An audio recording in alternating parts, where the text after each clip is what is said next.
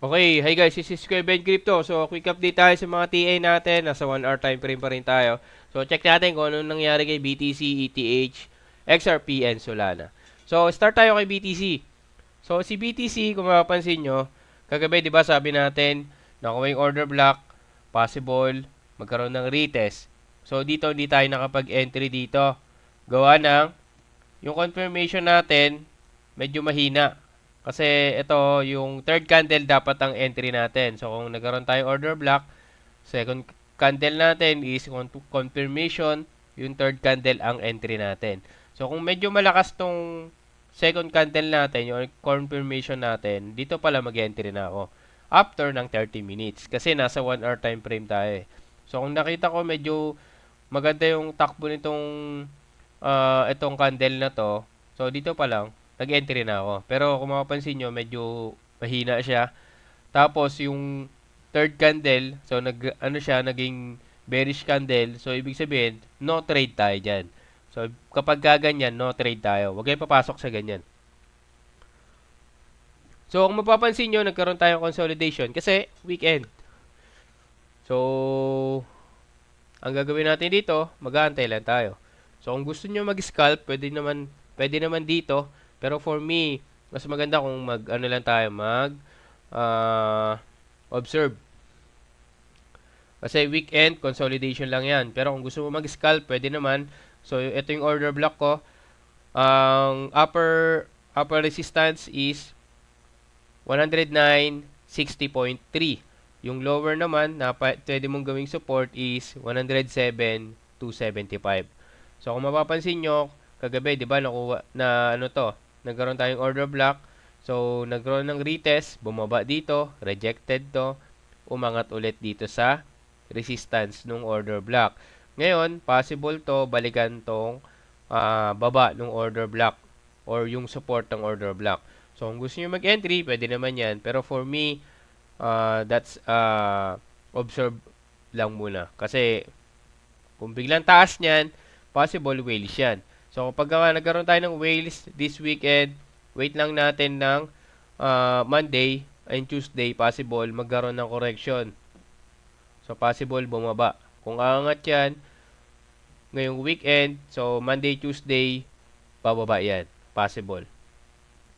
Pero check natin kung talaga makukuha ba tong or maglalaro ba siya ulit dito.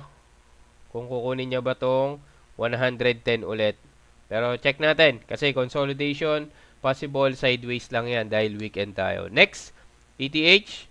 So for ETH kung mapansin nyo same lang din nang nangyari. So nagkaroon tayong order block kagabi. Tapos umangat, nagkaroon ng retest. So wala tayong confirmation dito kaya hindi tayo nag-entry.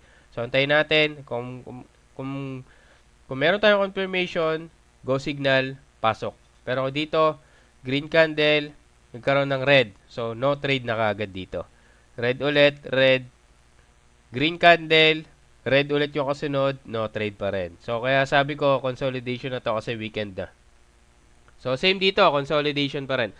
So, ngayon, kung pagdating ng Monday, nag-conso pa rin siya dito, ang antay natin dito is yung kung ano yung mababasag.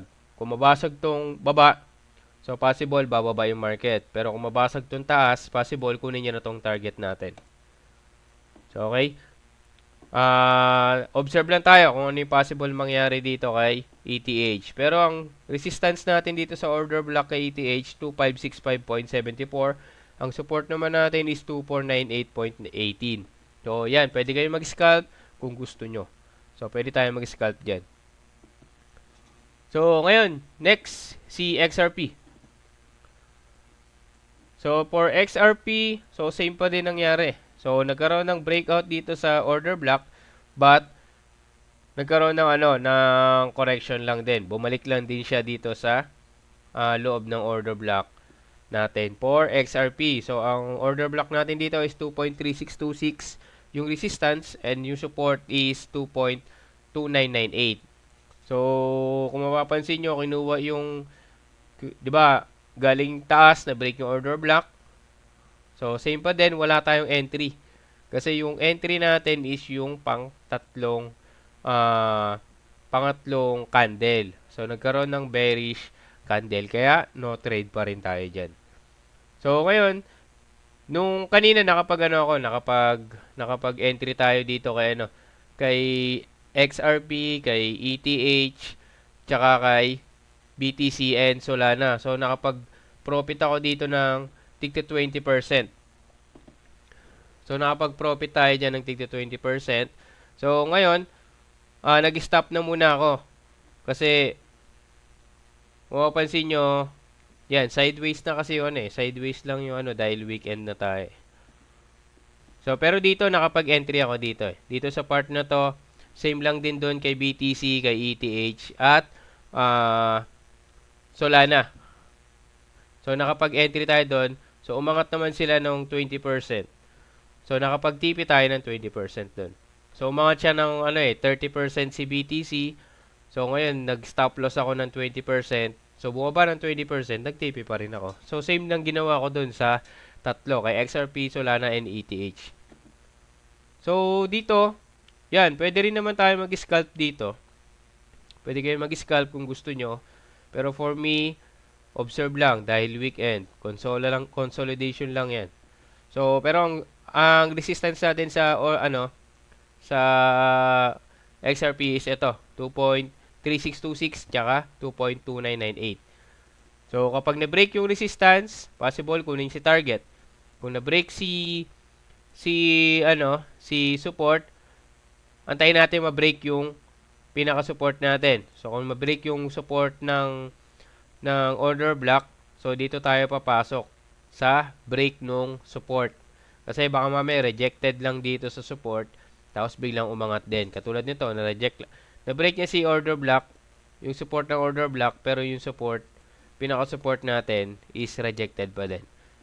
So, possible, maglalaro lang diyan yan. Tapos, pagdating ng Monday, kukunin na si target.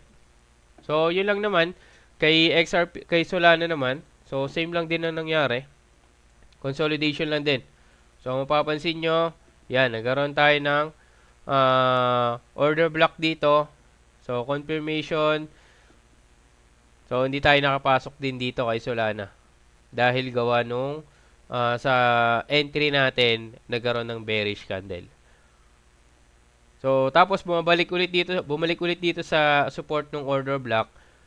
Tsaka, kinuha si support, resistance. So, ito. Tapos, possible, kunin niya ulit itong support nung order block. Kasi, consolidation nga siya. So, ibig sabihin, weekend, magkukonsol lang yan. So, bababa sa order block, tsaka tataas dun sa support, tsaka sa resistance. So, yun lang. Quick update lang naman tayo. So, marami tayong nababasang mga good news kay BTC, kay ETH, XRP, and Solana. So, kaya kung mapapansin nyo, nagkaroon siya ng after nung bagsak, nagkaroon din ng konting pullback. Tapos, biglang baba ulit. So, possible kasi magkonsolan talaga siya dahil weekend. So, by Monday and Tuesday ang galaw niyan. So, check natin kung ano yung possible mangyari.